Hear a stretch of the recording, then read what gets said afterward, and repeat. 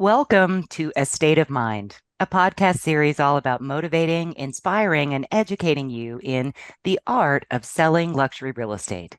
The podcast is brought to you by the Institute for Luxury Home Marketing. I'm Tami Sims, lead trainer for the Institute and a full-time real estate professional in St. Petersburg, Florida for more than 20 years. In this episode, we're going to explore expanding your sphere of influence with digital marketing and lead generation. Now, today's podcast is brought to you in part by Real Marketing, the only marketing firm recommended exclusively by the Institute. Real Marketing utilizes over 25 years of expertise, and their products are built and customized for you to dominate any neighborhood anywhere. Go to realmarketing4you.com. That's real marketing, the number 4, you.com. Also, look for past A State of Mind episodes with CEO David Collins as our guest. Now, I'm here today again with my co host, Jack Miller, a 25 plus year veteran luxury agent with Onward Real Estate in the greater Nashville, Tennessee market. And today we have a special guest joining us, Lisa Culp Taylor, also with Onward Real Estate. Lisa captains an 11-person team based in downtown Franklin, Tennessee, and she has over 25 years experience in the luxury market as well. Welcome to both of you. Hi, Tami. Thank Thank you. you. Thank you. Lisa, we are really glad to have you with us today. And I'd like to start by giving the audience a sense. How did you first enter the luxury space early on in your career? Well, I've worked for builders and developers my entire career. And so I really got into the luxury space in that manner with a development. Worked with a couple of other agents on a large development in Brentwood. And that was my first foray into luxury. That's interesting. I can think of a number of different colleagues that have gotten their start from that direction and really taken it away. So, Jack, why don't you tell us why you wanted Lisa to be with us today? Well, Lisa has had a really impressive career, and she and I both worked at Parks previously for most of our real estate careers. In my case, my entire career, and she came to Parks, as she indicated, shortly after working with builders and developers. In fact, she worked with some of the most prominent luxury communities our market offered at that time. And that's where we met early on. And Lisa is really a force to be reckoned with. I wanted to point out, we had the recent Olympics, and to do some team building here in our office at Onward, because we're a new company. We had Olympics after hours. We had a Olympic happy hour, and we played some sports here in the office, kind of like college sports. For example, beer pong, some stuff like that. And Lisa and one of her team members pretty much killed us. So she's terrific. But seriously, Lisa, I wanted to ask you about that whole team thing. So Tami mentioned on the onset, you've got an 11-person team. I should point out, it's not just 11 persons, it's 11 females. It's an all-female team, and they are amazing. Tell me about when you went from working originally with builders, developers, and you were a solo agent early on. At some point, you built a smaller team. What was the impetus for that, and tell us how that went. So originally, when working on a development, it was really more of a partnership with another agent that had a long-standing history in new construction as well. And once that neighborhood was finished, we dissolved the partnership because we weren't in that neighborhood anymore together. And then I was back as a solo agent, and really it became, I noticed that I was missing opportunities, whether it was from sign calls or somebody referred someone, and I just didn't have enough time in my day to handle everyone properly. So I was actually at a parade of homes, and that would have been 2016 parade of homes, I believe. And there were a couple of agents that were working the homes with me and kept talking to them, and really had a lot in common and similar work ethic. And so I'd had people over the years ask if I'd ever thought about a team, and I kind of thought, why would anybody want to be on a team with me? Well, what am I going to bring to the table? What's, all of the things that we question. Yeah, and early on, there really weren't many teams around. That was a fairly novel concept, at least in our market. Right. Tammy, Mhm. for the national market, I mean, when early on when Lisa and I met, there might have been a half a dozen teams in the entire marketplace. Where Yep. today it's become almost the mainstream model for real estate, at least again in the Middle Tennessee area, and probably a lot of places in the country. Yeah, Yeah. very, very true, Jack. Very true. So at the time, I thought, well, maybe. I don't really know what that entails. So I talked to a few friends of mine that had teams. And what I quickly found out, I talked to 3 different team leads, and I quickly found out there's no 2 teams that are doing it the same way. And it has to be what works for you and what works for your team members. And so I thought it through of, well, if I were going to join a team, what would I want, and what would make me want to be on a team and then stay there? So I set it up that way, and I'm always, happy to share exactly how we set things up. But there were people that went ahead and joined the team. We originally were like 4 agents, and then 6 agents, and so on and so forth. But I'm, pleased to say that our original team members are still on our team. And that's, we met at the parade. A lot of us met at the Parade of Homes in 2016, started the team in 2017. So, 7 years later, we're all still together. And that is saying a lot for sure. And we're gonna talk a little bit more about that team concept, especially as we're talking about building your sphere of influence, because you've got to feed a team. But I'm curious. This question comes from my experience with colleagues who have started in new construction and development in my market area, more so condos. But did you find that those folks that you represented from the builder side then came back to you when they were ready to sell and find something new? Was that kind of a natural flow there? It was. The developments that I worked in worked with a lot of custom builders. And so it really became that I started representing some custom builders, or if they needed, like they had somebody that was interested, but they wanted representation, then they would call me and basically give me a client, because they knew I understood new construction and that I could help throughout the process. And so a lot of it came from that. And then a lot of repeat business from people I'd sold houses to in those neighborhoods. Then they called me because they were just so familiar with me from being on site. Well, Excellent. it's And interesting too, Tammy. I would say when you look at teams in our marketplace, Lisa pointed out that, and I know this podcast in particular is not focusing on teams. We want to start there, but it's very interesting too, because when you look at what's going on in our marketplace, there's been lots of teams come and go, and even on the teams that have been around for a long time, you rarely see teams with the same team members. The team members constantly come and go. So having something that they've put together that's lasted this long, I think is really impressive. And she had a team before 2016 too. I mean, she's done this for a long time. And I think where a lot of agents fail is, you mentioned, Tammy, you've got to feed the team. That's going to tie in what we're going to talk about with lead generation in a few minutes. But I think a lot of agents come into the business thinking, I'm going to be a team, and they just think it's going to happen overnight. And they suddenly let's call 7 other agents and do a photo session. Hey, look, we're a team. And then they realize it's not just having nice photos. You've got to have content. You have to have substance. And that's where I think that's why I wanted to have Lisa on the podcast, because her team has been extremely successful in both in having a large team and generating large business. I think at the peak of your business, Lisa, which was peak for most of us in 2020, in 2021, what was it, 350 million or something like that? I think, yeah, I think it was more like 300. oh, Just 300 million? I mean, I don't. Just 300 million. But anyway, just kidding. But anyway, that's her numbers year after year have been huge on her team. And when you break it down per agent, they've done an amazing job, period. So I thought that was really, really impressive. Tammy and I have talked a lot about, because this podcast always is about what happens in the luxury space.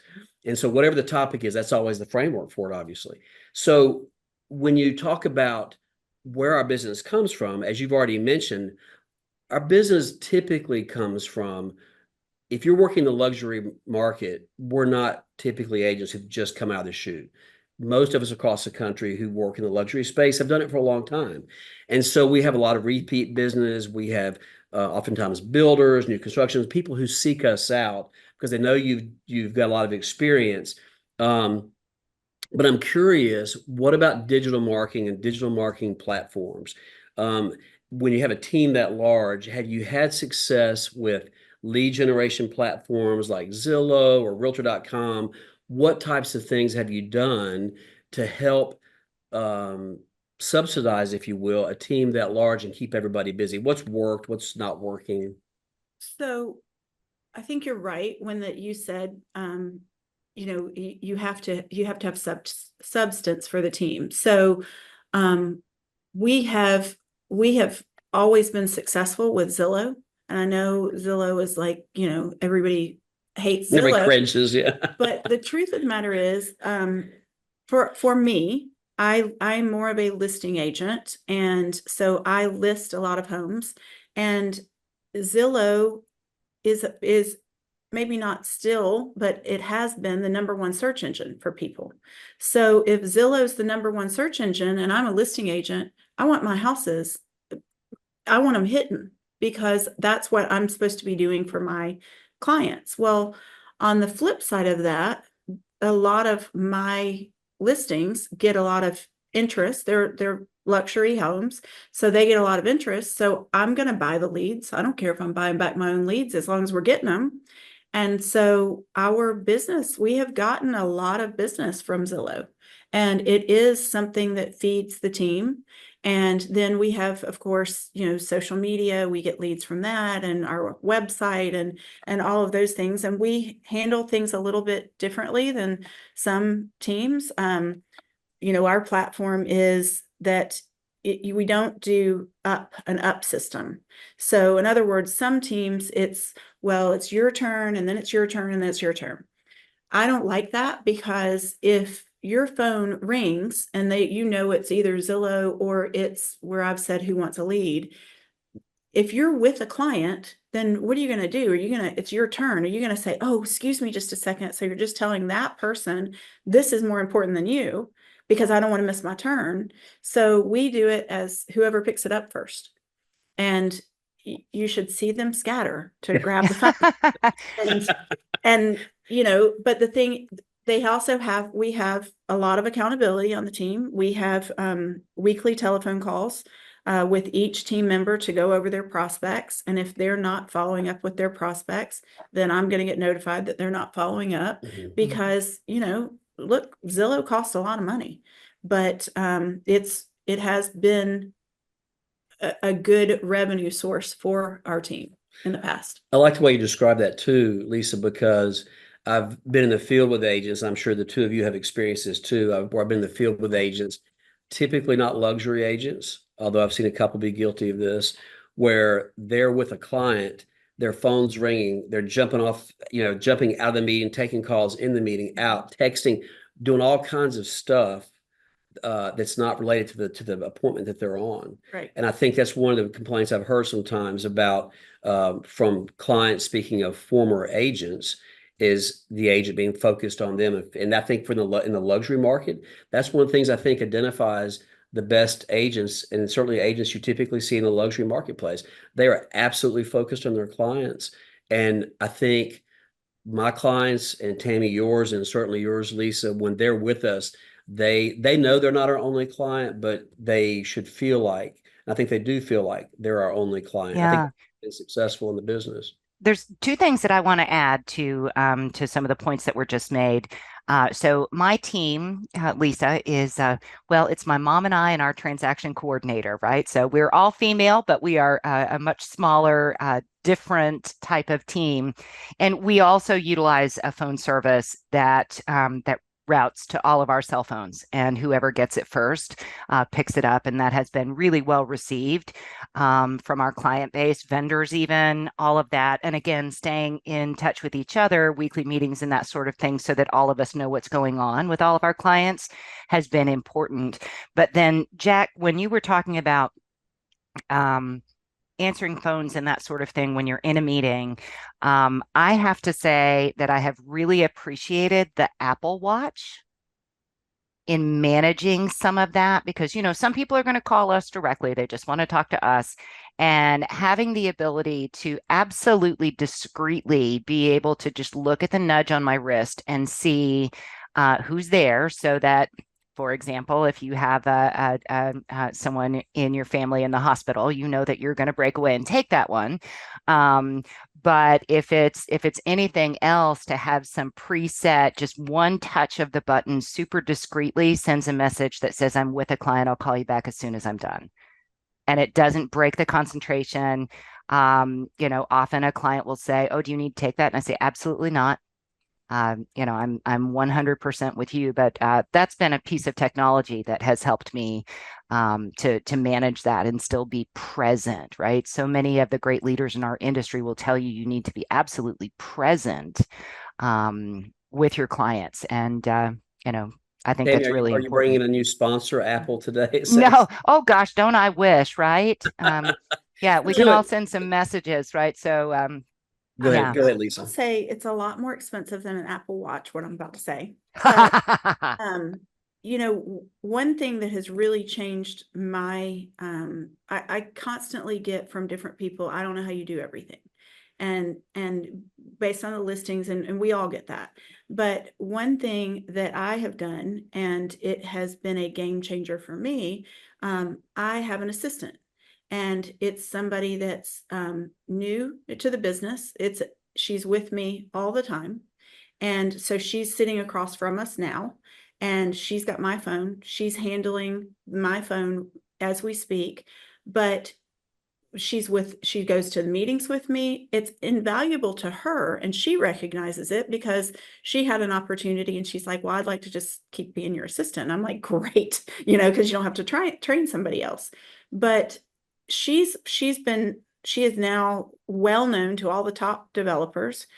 All the builders know her. She has, she's been licensed 2 or 3 years now, and she has at least 10 years worth of experience because of the things that she's seen. And so she'll go on, when she becomes an agent, she's going to kill it. And my assistant previously is an agent on the team, and it's the exact same scenario. She was my assistant for 14 years, and now she is one of our top agents on the team. And so I say that from a standpoint, it's more expensive than an Apple Watch, Yep. but it's more personal, and you can get more done if you make that investment, and you're making the investment in the person as well. So, Jack, that makes me think about something that we've talked about several times on the podcast, is the importance of mentoring. And to me, that seems like the best of both worlds, of Lisa utilizing something that makes her more efficient and provides better service to her clients, but still is mentoring at the same time.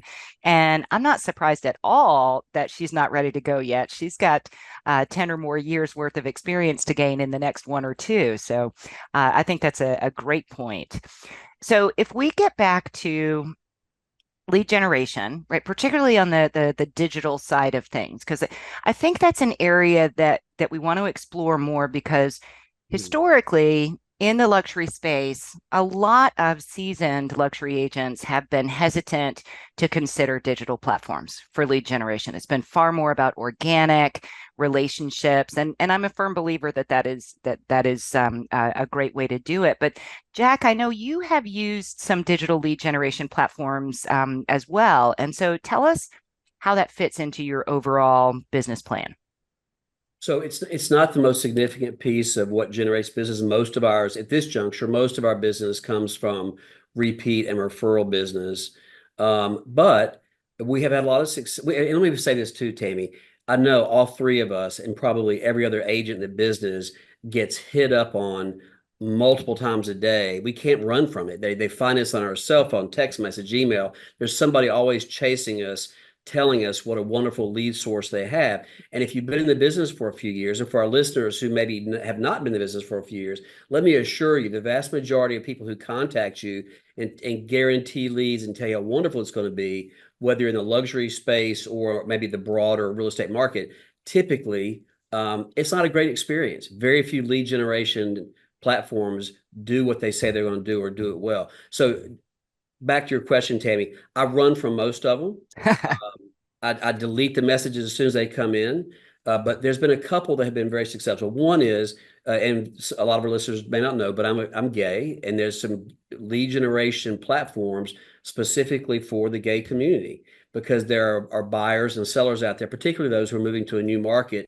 And particularly when they're coming into a market like Nashville in the South, they've got preconceived notions about, there being biases or whatever. And typically there's really not. But it gives them a comfort level. So there are some lead generation platforms in that arena we've been very successful with, where we've gotten very high profile professional people who want to work with a gay real estate broker or a gay lender or certainly gay friendly, and that's been very helpful. So we've generated some business there. But then there's another one that has been bought and sold several times through the years. I think it started out as being called Top Agent many years ago. And now it's called Referral Exchange. Are you on that by chance, Lisa? So Referral Exchange is one that you almost have to be invited to be a part of it now. It's based on doing a certain amount of volume, and they only have a couple of agents in each market. And so I got acquired by their platform from a previous platform I was involved with. They don't generate a lot of business for us, but they generate really quality business for us.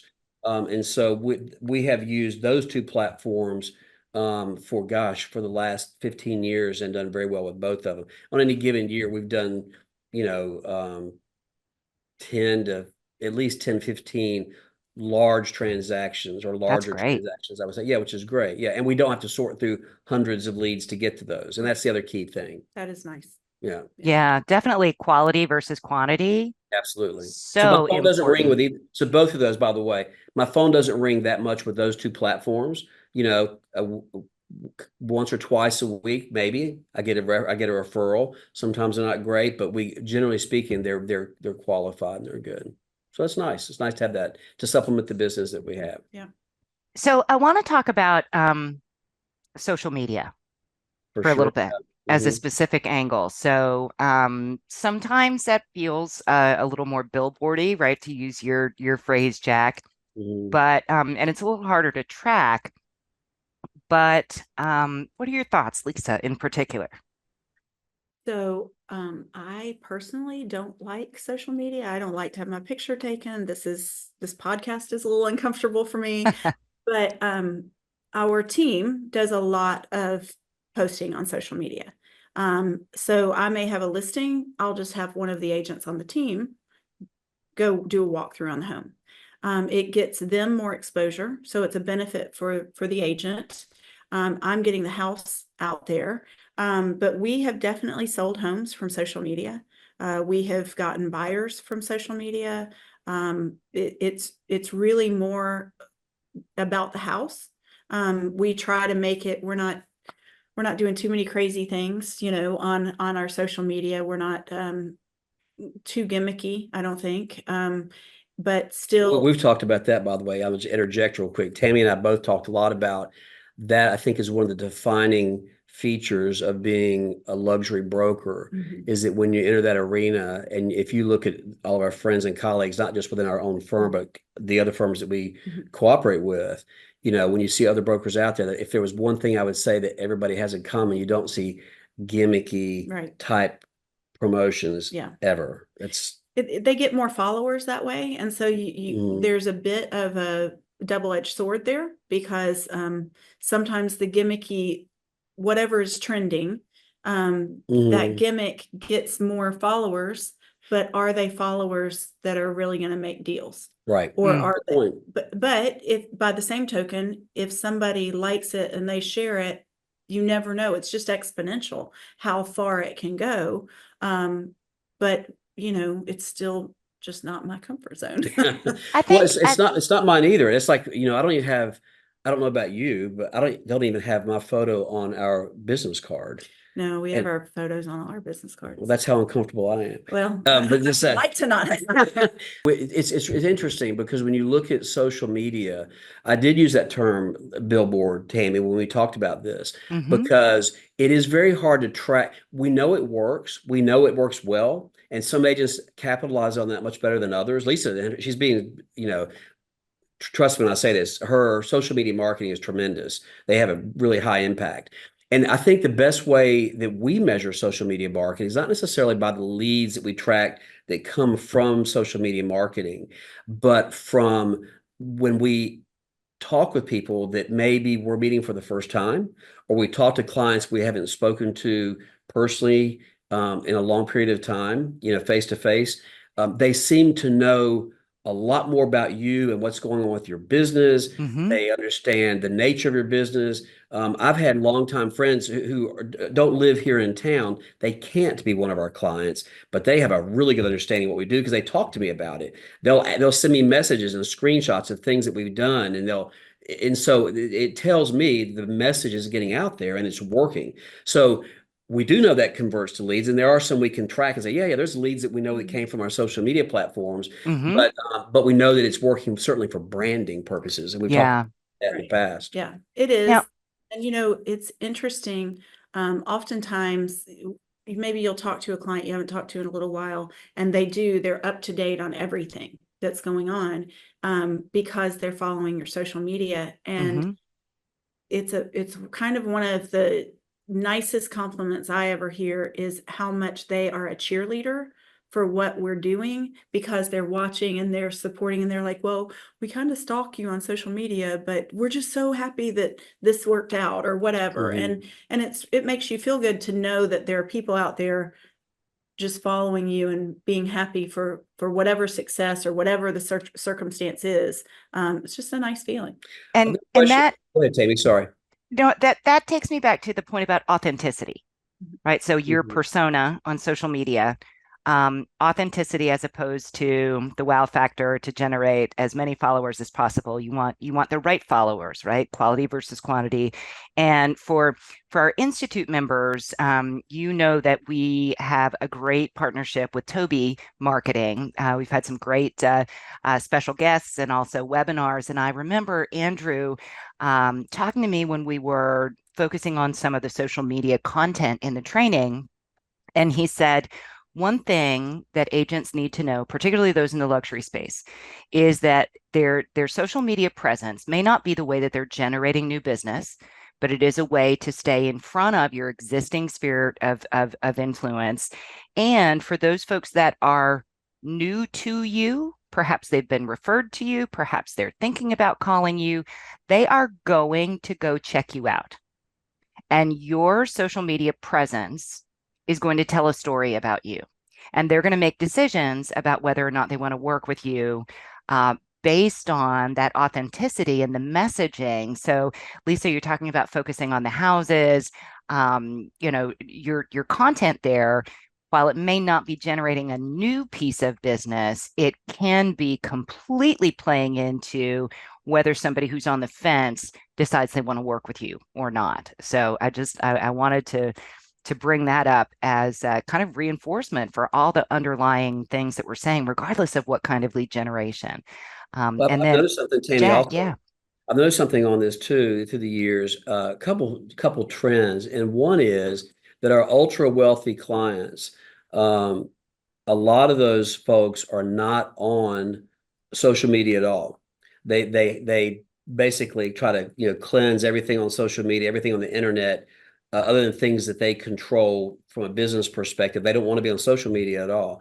And then I've got a whole entirely different level of clients, also wealthy, that are all over social media, but they never post anything. They as you talk about, the They what was the word you used? stalk. They stalk. Yeah. They stalk. Stalk. Yep. They love to watch. They like to stay in tune. They like to they like to see your social media. They watch our social media, but they never post anything. Have you guys experienced that with your own clients and Yeah, your? and that was my client's term, not mine. I wasn't No, on no, the no. I inside, get but it. We know what it yeah, means. but It, Yep. there are I think there have been studies that say more people watch social media and look at it than ever commenting or liking something. So they're seeing it, which is where you get into impressions and all of that stuff. I don't know. But they're watching and they're paying attention. And a lot of times they do have accounts. It's just not in their name. It's in some random name that, you're never going to tie back to them, or they have a spouse, a husband or a wife or whatever that they're on and they're following from their information. I've found that a lot too. So. Well, and we work in Nashville, and then this is not LA, it's not New York, but we have a large number of celebrities in our marketplace. And I've talked to some who have shared with me they have social media accounts, but like Lisa says, that's not in their name. They're simply watching and enjoying social media as an observer, not as an active participant. But again, it contributes to the overall branding, and who knows what referrals we may or may not get from people who watch social media but don't necessarily participate actively. So, and it also makes me think about that as a tool for us. We know how important it is to communicate with our clients and sphere of influence in the way that resonates with them. I can think off the top of my head of some of my wealthiest clients who are all over social media in their own names, posting about their crazy trips to Antarctica and all these places. And if they're behaving in that way, then that tells me that they want me to comment on that the next time that we talk, to say, oh, how was the trip to Antarctica, right? Because they're the outward kind versus the ones that are stalkers, like we said. So one of the things that I've always loved about social media is that it's like permission-based marketing. People are telling you what's going on in their lives, and they are absolutely sharing with you things that can be valuable communication tools. for sure. And I think this is a good place to share with our listeners that as you talk about sharing, sometimes it's important to know when not to share. Some of our colleagues I've noticed share a little too much from time to time. And I think as we enter this political season, it's a good time to bring that point up. It's not the point of our podcast, but I've noticed some agents being extremely verbal on social media on their pages. I'm thinking, boy, wonder what their clients think when they read these comments. So yeah. Yep. Lisa, I want to go back to something that you said about paying for leads on Zillow. And this has been an age old, right? It's almost as controversial as whether or not you should have your business card with your photograph on it, right? Like that kind of a old school debate. But the frustration within our industry of any type of industry where you have to buy back your own leads. And for those in the audience that don't know what we're talking about, if you look at a property on Zillow, it's going to give you an option to click a button and say, I'd like more information about this property. And to Lisa's point, people are out there using Zillow as a search tool. It's very effective that way. So what most people don't realize is that by clicking that button, they are connecting with someone who's actually paid to get that lead, right? They've paid to have their name and contact information there. It's not necessarily going to the listing agent, which most people assume that it is. So Lisa's point that if her listings are getting enough traction there, it is worth it to her to pay, right? And it's kind of like I'm paying for my own stuff, right? And it gives you a little heartburn. But if it's effective, and it allows you to capture that information and to give good current information about the listing that somebody who's just getting the click doesn't know. I think that's actually providing a service to your sellers, and so well, I'm glad Lisa has that a is lot of working. listings. Lisa has a lot of listings too, Tam. Well, how many listings do you have currently, roughly, would you say? 25. Yeah, 25 listings. And these are 25 primarily luxury home listings, very high-end listings. So it's clearly a good investment. And with the team members that she can, with the assistants she has with her team that can capture those and have those conversations, makes perfect sense. So good for you. And they know, I mean, nobody wants to pay for things you don't have to, but I've always looked at it as enhancing my listings by paying for Zillow. That's, so. Yep. And at the end of the day, that's what it's all about. So I'm hopeful that our listeners have have come away with maybe some new thoughts about digital platforms for generating leads and business. And so I would encourage Jack, Lisa, any final thoughts that you want to share? The only thing that I would say when it comes to purchasing leads, this is really geared more towards some of our listeners who are newer in the real estate market in general, is always look for references. Find someone else who has used that service, even if you have to go to Hmm. another market, to find someone who's used that service before you make a commitment, because some of these lead generation services are very expensive, and many of them don't generate or don't do as promised, I would say. And so I think doing your homework is critical when you're assigning such a large portion of your budget potentially to lead gen. You want to have a good source. So. Yep, absolutely. I would also say you have to make the commitment of the time, because those leads that come in, Mhm. they aren't necessarily going to buy in the first week or in the first month or in the first year. And you have to make the commitment of time. If you're new in the industry, it's a great way to build your database, because as long as you're going to work the database. I mentioned that we have weekly telephone calls because we're following up on, are you working your leads? Are you working your prospects? And some of those prospects have been on 2 or 3 years, and they then will sometimes come through, and maybe it comes through and it's a $5 million house. Yep. Maybe it's a $500,000 house, but it still comes through eventually.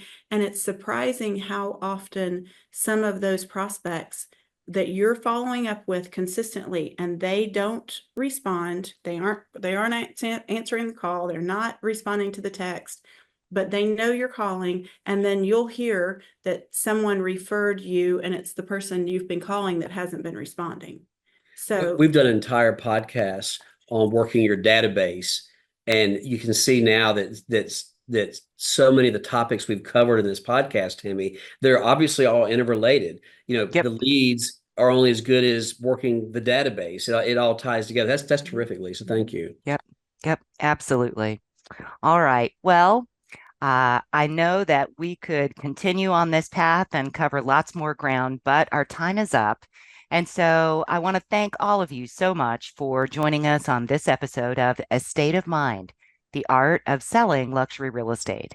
If you're interested in learning more about the Institute, you can find more at luxuryhomemarketing.com.